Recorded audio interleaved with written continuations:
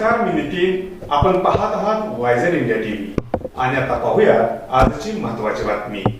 वास्तविक पाहता आदरणीय पृथ्वीराज चव्हाण साहेब आणि कदम कुटुंबाचे गेले 50 वर्षाहून अधिक काळ संबंध राहिलेले आणि या संबंधातून आदरणीय प्रेमला काकी चव्हाण असतील, आदरणीय स्वर्गीय आनंदराव चव्हाण साहेब आहेत, हे सगळे ज्येष्ठ मंडळी ही पतंगरावजी कदम साहेबांचं जीवनामध्ये त्यांनी कदम साहेबांच्या कार्याने कर्तृत्वाला दाद दिलेली आहे. मला आज खरं एक आपल्या पृथ्वीराज बाबांचा कार्यकर्ता या नात्याने आणि कदम कुटुंबातल्या सदस्य म्हणून काही गोष्टी आपल्या सर्वांच्या मांडायच्या आहेत की भारतीय विद्यापीठाची सुरुवात होत असताना खऱ्या अर्थाने यशवंतराव भाऊंच्या नंतर सुरुवातीच्या काही गोष्टींमध्ये एक मोठा आधार जो मिळाला पतंगरावजी कदम साहेबांना तो आदरणीय स्वर्गीय प्रेमला काकी चव्हाण आणि आदरणीय स्वर्गीय आनंदराव चव्हाण साहेबांचा मिळाला हे या ठिकाणी मला आवडतं सांगायचं. त्या संस्थेच्या माध्यमातून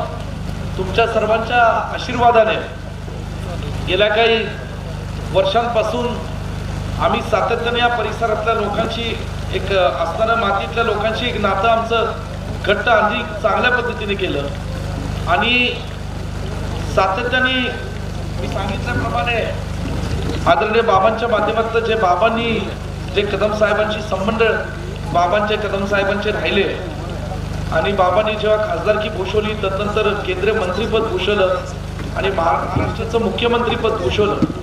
खरं या ठिकाणी बाबांनी एक प्रचंड मोठं काम महाराष्ट्रामध्ये तर केलंच, पण सांगली जिल्ह्याचा सुपुत्र म्हणून सांगतो जे काय आमच्या दुष्काळी तालुक्याला टेंबूला एक निधी देण्याचं काम मोठ्या प्रमाणात झालं ते आदरणीय पृथ्वीराज चव्हाण साहेबांच्या कारकिर्दीत झालं आणि म्हणून सांगलीकरांचा एक सांगलीतला काँग्रेसचा कार्यकर्ता म्हणून आमचे फार मोठे ऋण हे आदरणीय पृथ्वीराज चव्हाण साहेबांनी कदम कुटुंबाचे तर आहेच, कारण आदरणीय पतंगरावजी कदम साहेब आणि पृथ्वीराज चव्हाण साहेबांचे फार जिव्हाळ्याचे संबंध राहिले आणि त्यांनी सातत्याने या परिसरातील आणि आमच्या मतदारसंघातली अनेक विकास कामांना गती दिली.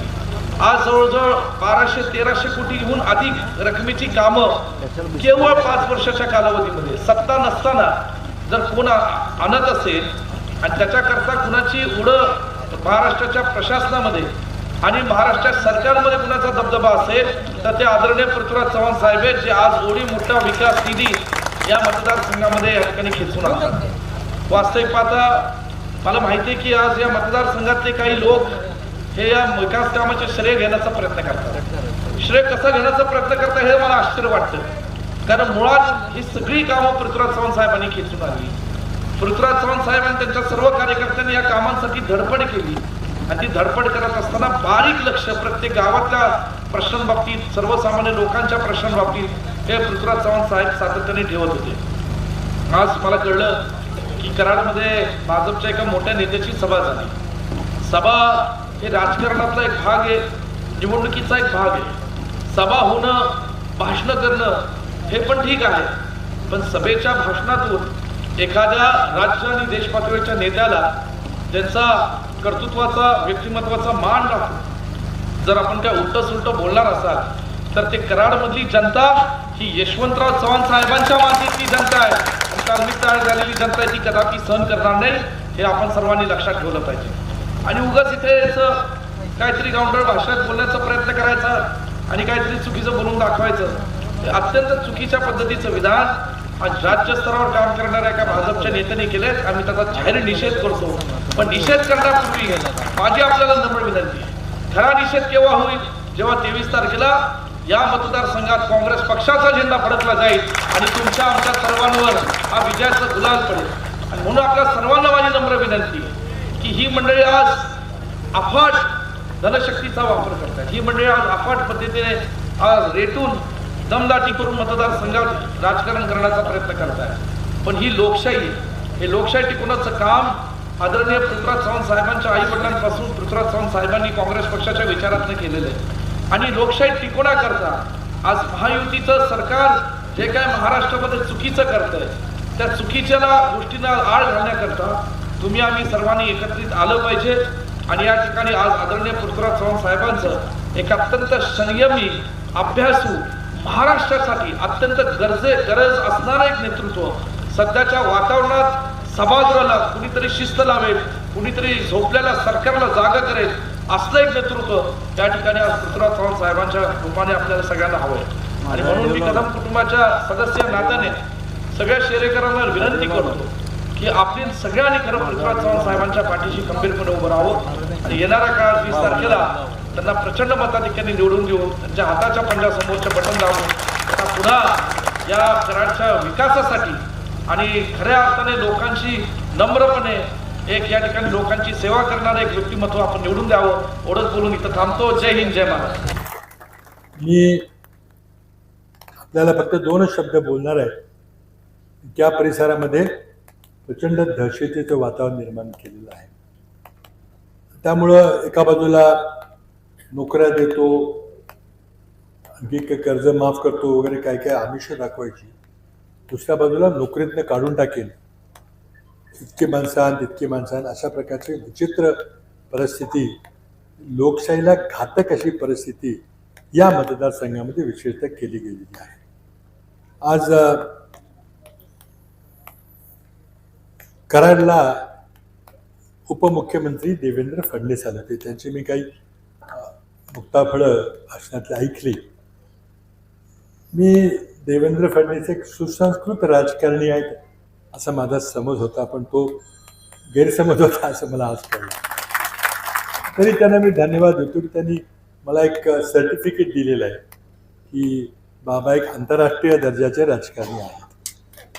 म्हणजे निदान एवढं तरी झालं की मी काय आंतरराष्ट्रीय दर्जाचा राजकारणी, काय सडकछाप राजकारणी नाही. हे देवेंद्रजींनी सर्टिफिकेट दिले त्याबद्दल त्यांचं धन्यवाद. मी काय माझा सुसंस्कृतपणा सोडणार नाही, कुणी काही कसंही बोललं तरी. शेवटी काय की मी मुख्यमंत्री असताना काय काम केलं ते रेकॉर्ड आहे, ते समूह उभी राहिलेली. आता सरकार भारतीय जनता पक्षाचं आहे, दिल्लीत आहे, महाराष्ट्रात आहे. कराडच्या नगरपालिकेच्या नगराध्यक्ष गेल्या 7 वर्षापासून भारतीय जनता पक्षाचं आहे. त्यांनी काय काय विकासाचे दिवे लावले हे खरं म्हणजे सांगितलं पाहिजे. दक्षिण कराडमध्ये गेल्या 10 वर्षामध्ये किती कामं झाली. लोकसभा निवडणुकीचा निकाल धक्कादायक निकाल लागला. महाराष्ट्राच्या जनतेनं जे रिपोर्ट कार्ड असतं, एखाद्या विद्यार्थ्याचं रिपोर्ट कार्ड असतं, त्यावर मग परीक्षा पास का फेल लिहिले गेले. तसं 10 वर्षाच्या फडणवीस आणि मोदी सरकारच्या या कार्यकालावर महाराष्ट्राच्या जनतेनं रिपोर्ट कार्डमध्ये फेल म्हणून लिहिलेलं आहे, नापास केलेलं आहे. म्हणूनच लोकसभेला महाविकास आघाडीच्या आमच्या आघाडीच्या 48 पैकी 31 जागा आल्या, त्यांच्या फक्त 17 जागा आल्या. याच्यापेक्षा आणखी लोकांनी हे सरकार नाकारलेल्याचा आणखी पुरावा कुठला पाहिजे. आणि आता त्याचीच पुनरावृत्ती विधानसभेत होणार आहे.